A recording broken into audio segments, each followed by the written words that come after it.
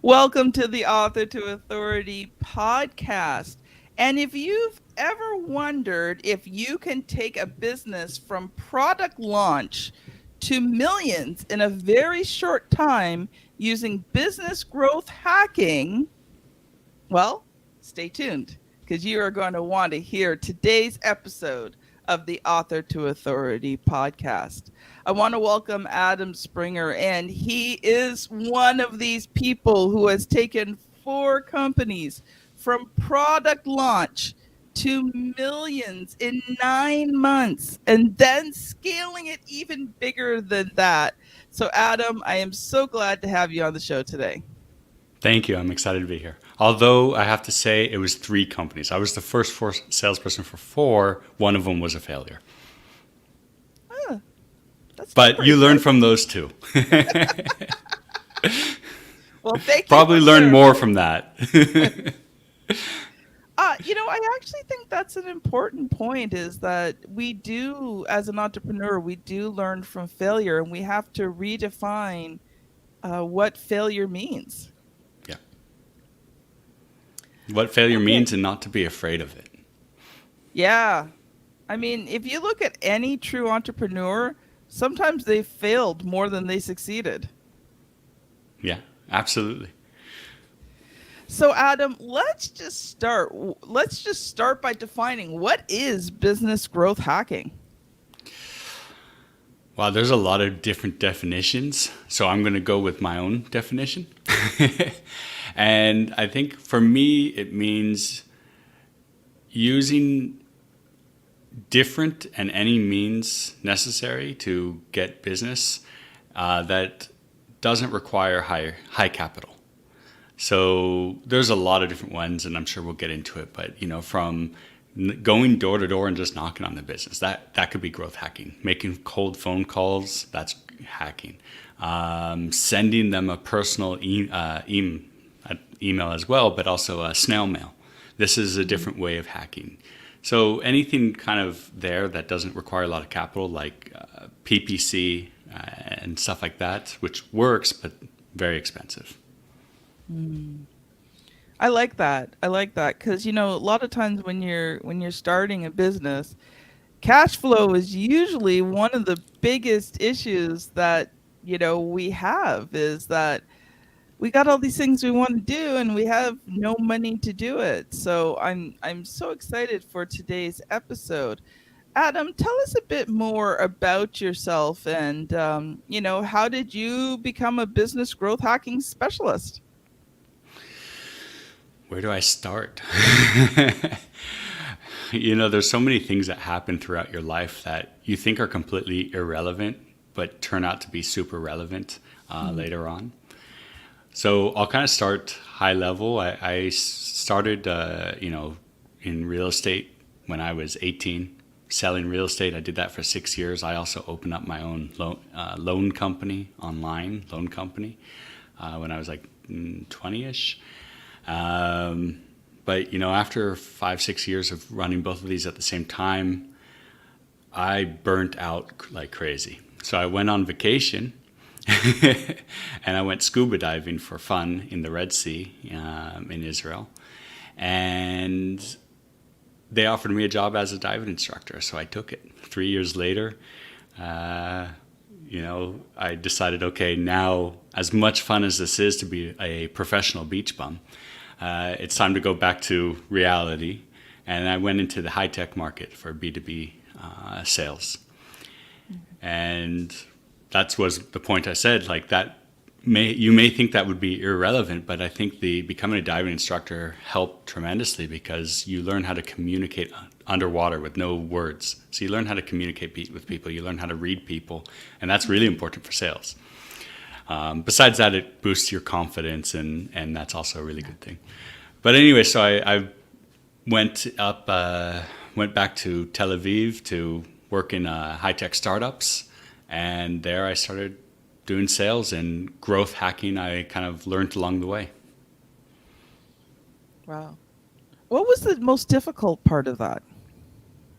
Of which part? Well, going back in and learning the sales, what would you say was the hardest part?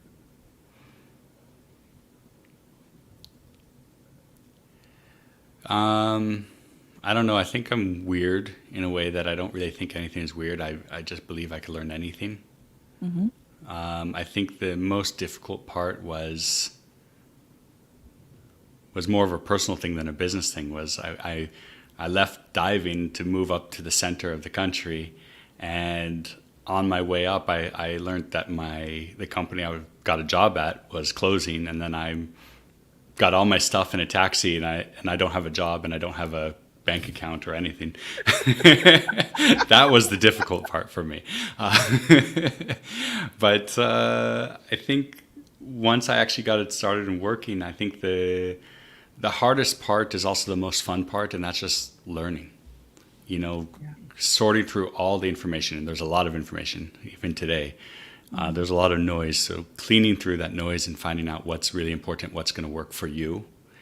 That's what I would say is the hardest part, but also what entertains me the most. I love it. I love it. So, Adam, let's switch gears a little bit here, and let's talk about business growth hacking. So I know you've come prepared to share some things, so I'm going to let you loose, and then we're going to talk about it. Okay. So let me loose in what aspect? You want me to talk about, kind of give like a how-to guide, what I recommend for people? Okay. So first of all, I think what's really important for people, whoever's listening, to understand is the background of whoever's teaching you something. What is their background? To make sure that it's relevant to you. Because I may have gold to teach you, but it may be completely irrelevant for your company.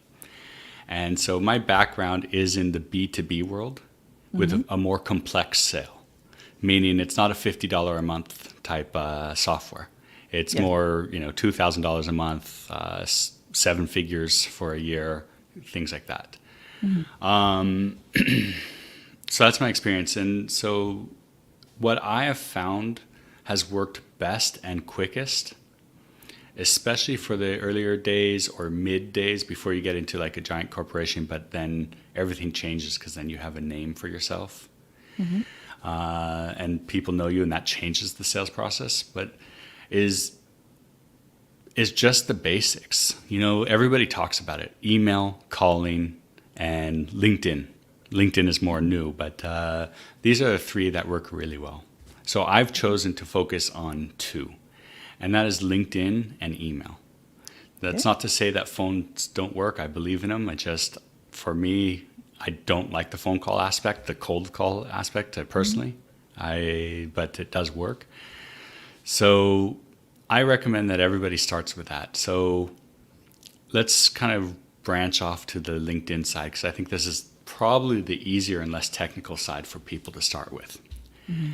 Now, everybody gets LinkedIn messages today where they are super spammy, super salesy, where they send you a connection request and then a minute later, hey, look at this long list of cool features we do. You should buy it here, book a meeting here. Hey, why don't you book a meeting? And it really is annoying. And yes, that is super annoying. And that is 95% of the people using LinkedIn are like that. But if you differentiate yourself, you can make it work. I've done it for, tens, almost hundreds of clients now, and myself. It works really well. And so what you have to do, the first thing you have to do is really understand who your clients are and the pain that they have. It's not about talking about your features and your functionality. It's talking about the pain that they have and that you solve. Because at the end of the day, people don't really care what you do. We're all selfish most of the time. We care about ourselves. We care about what we do in our day-to-day lives, and we want to make it better. So you need to understand what that means for your clients. With that, then you can write good content and good messaging. So for LinkedIn, it's really important to look at it more as like a conversational place. Pretend you're at a business lunch and you just walked up to the person. Have a conversation with them. You would never walk up to somebody at a business lunch and say, hey, John, how are you? I do X, Y, and Z. We've been around for 3 years. My co-founder does this. We're amazing. How about we I show you a demo right now. Like, Yeah, it doesn't happen. exactly. It's silly. So don't do that when you're here. The whole point is baby steps. Try to start a conversation. So what you want to do is you want to message them. Hey, John, I read your profile. I'm looking to connect with other founders, blah. The connection request, the messaging there is really not important as long as it's not too salesy. But then what you do is after they connect, send them another message like, hey, John, really appreciate you connecting with me. I'm happy to grow my network. I'd love to learn a little bit more about you when you have a moment. As for me, I do X in one sentence. It's not a sales pitch, but it's one sentence. I help, like I'll give you mine. I help early stage B2B founders create sales processes to get to 10 million in plus in revenue. It depends. That will change depending on who I'm targeting. But anyways, again, thanks for connecting, Adam. And that's it. You're just trying to get them to respond. You're just trying to get them to have that conversation. Once they respond, now you could kind of start asking an open question about how they manage something, whatever that is that you solve. So you don't want to talk about like, hey, we do this. Ask them, hey, how are you managing to get new leads? Yeah. You know, how are you guys managing to fill your pipeline, your sales pipeline? Are you finding it hard now that the economy is going down? You know, just get them to start talking. Wow, that's great. You know, once they've kind of spoken about a problem and identified a problem, now you could come and say, look, by the way, this is exactly what we do. I'd love to talk about it with you, if that's okay. Yes, great. Here's my calendar link. Let's book a time. Now, yes, that is still salesy. You can't get away. There's going to be nothing that's not salesy unless you're going to play a 3-year game, but you don't have time for that. But when you do this kind of messaging and that kind of outreach, it works really well. So I'll run some numbers for what people could expect with this kind of outreach. This is what I find typically across the board. For every 100 connection requests that you send out, you should get around 30 to 40%, typically on the higher end, connection rate. So let's just say 30. Now you've got 30 new connection requests, new connections. Now you're going to send that first message. You should be getting around 15 to 20% reply rate. So from that 30, if you've got 20%, now you've got 6 new conversations every week, because you should be doing that about a week. And now not all of those are going to be positive. Not all of those are going to turn into an actual meeting, things like that. But that's okay, because now you could actually start to have conversations with people and learn. Don't forget, it's not just about selling. It's also about learning and improving your product and hearing the feedback from the prospects and what their problems are. Maybe you've got it all wrong and you need to make a major change. So those are kind of the numbers, rough numbers that you could work at. This is easily automatable as well. So then you do that, but that's a whole another story which we could get into. But that's where I would start, and that's what my suggestion is for the people listening. It's probably the easiest route. Well, I agree with you with everything except the automation, because if you actually read LinkedIn's terms of service, they do not allow automation. Yeah, never do automation. No, bad. Look, you know, I run, for my clients, I'll run anywhere from like 2 to 10 LinkedIn accounts for them. And typically I'll generate quote unquote fake, but they look real profiles for them. I could use, your personal one. I use my personal one, by the way. But if you do it safely and you do it with the proper messaging, the risk is very minimal of getting put in LinkedIn jail. Now, that's why if you're worried about that, use a fake account, and then you're fine. But then, if you're using automation, you could easily run 5, 10 different accounts at once and then really increase those numbers, increase those conversations. Now you're getting 3, 4 meetings a week when you have, 2 LinkedIn accounts, 3 LinkedIn accounts. Yeah. Well, the one thing is I was actually remembering back. I had listened to a CD by Jim Rohn many, many, many years ago, Love and him. he talked about the law of averages and how he could win any contest, or he could make any sales goal, or he could be the top salesperson because he knew his numbers. And all he had to do was work his numbers. And, for him, his numbers were more like 3 out of 10. Now, this is back before social media. It was a different time, right? But, when he could have those really great conversations. And, you know, at this point, you're talking about qualified leads, you've built the relationship, you're now having that sales call with them. So he said, it got to the point I was doing about 5 or 6, but I started out between 1 and 3. And then he just threw in this statistic that just blew my mind, and I've never forgotten it. He says, I don't know if you understand baseball, but a 300 batting average means you strike out 7 times out of 10 and you make millions of dollars. Yeah. And I went, my jaw dropped.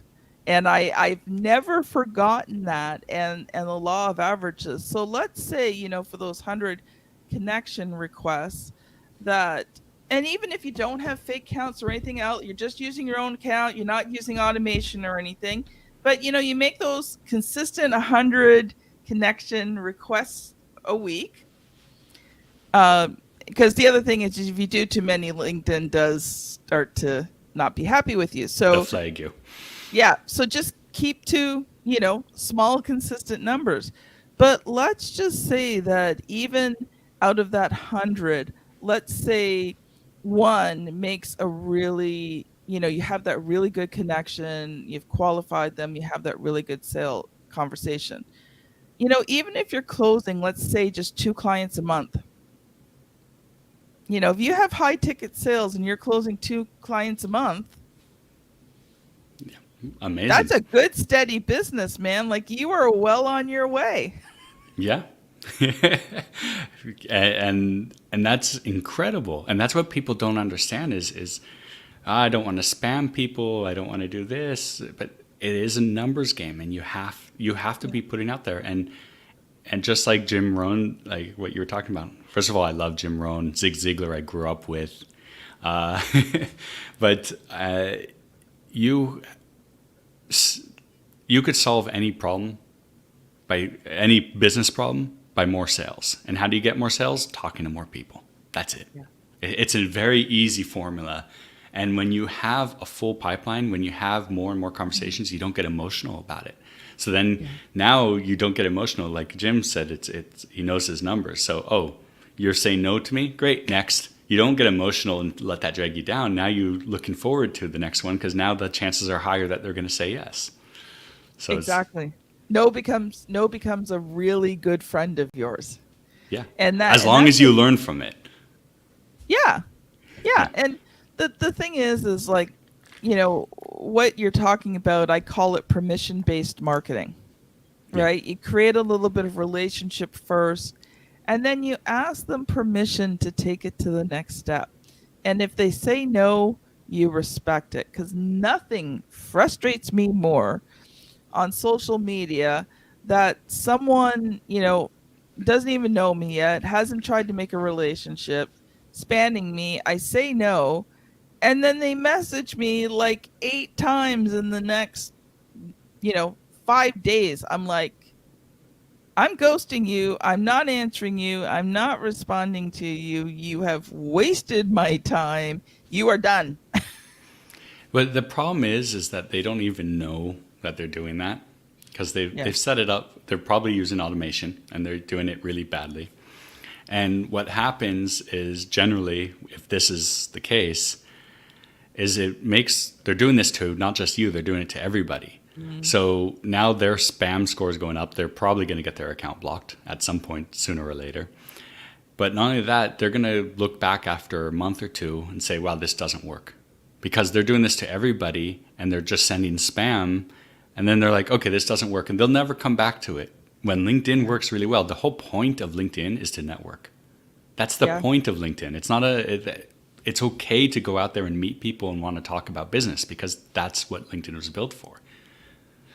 So Yeah. I kind of went Yeah. off into two different tangents there. Sorry. I get excited. I think something that's important to note is that, people are looking for that golden shiny object where they do no work and everything falls into their lap. And people probably saw this, business growth hacking. Oh, I'm going to learn these, I'm going to learn these secrets. And really, it just comes down to consistent hard work. Hmm. Yeah, yeah. Don't just think that you could just write one message, put it in an automation tool, and hit play, and next week you've got 10 new clients. Yeah. Even I, with all my experience, I can't get that. Yeah. You still have to build a relationship and you still have to talk to people. Yeah, yeah, absolutely. And I think, even in the messages, like I think you have to provide value in your profile and, the posts and your content. But even within the DMs, I think you can always provide value too.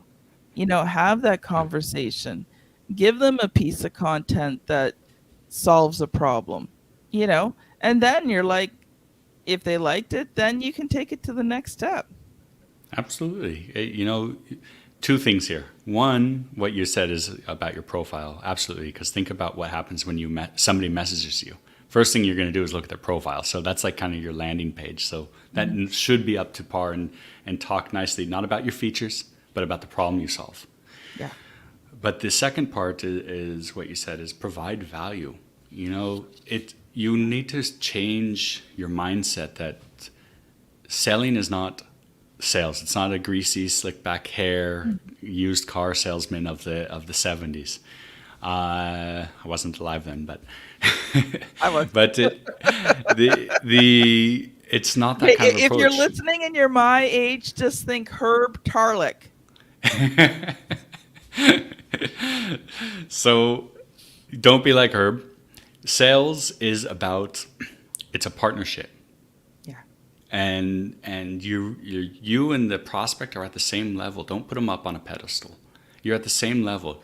And when you're on the call with them, when you do get that, or even during the conversation, the whole point is, can I help you and can you help me? Yeah. And it needs to be an equal partnership. You help me, I help you by solving the problem that you were talking about. You help me by solving my problem, which is a lack of money in my bank account. Yeah. Done. That's a partnership. Yeah.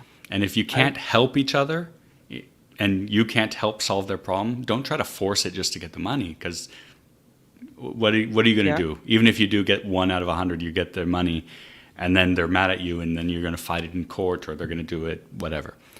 Be honest. Say, hey, look, I don't think this is the right fit. Yeah. You don't know who they know. You don't know. I've done that more often than not. Hey guys, I'm sorry. I think you're not in the stage for me, or I'm going to be too expensive for what you need at this point, or I don't think this is going to work for you. Let me tell you what I would do in your situation. Try to give them some value, like you were saying, but then you'll have no idea who they know. They're going to introduce you to other people. Yeah. So true. So true. Well, we are going to start shifting gears again there, Adam. So 2 things. If people have enjoyed this episode today and they want to connect with you, how can they do that? And then share with us a final thought. So LinkedIn, feel free to reach out to me on LinkedIn, Adam Springer, or you could see me at my website, startupsales.io. And a final thought. I think the biggest mistake people make, founders make or new businesses make, is not starting or overthinking it or over-engineering it. Yeah. Just start. Some momentum is better than no momentum. Just start. You'll learn along the way.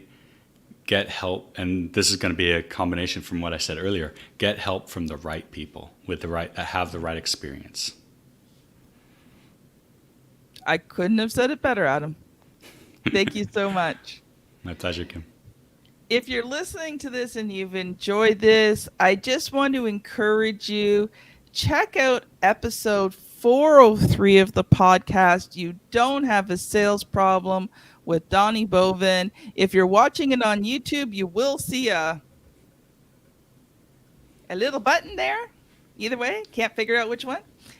Or if you're listening on the podcast, scan back a bit and you will find that episode, and it will help increase your sales and continue on the journey that you have started by listening to this episode. Have a great day, everyone, and we'll see you on the very next one. Bye now.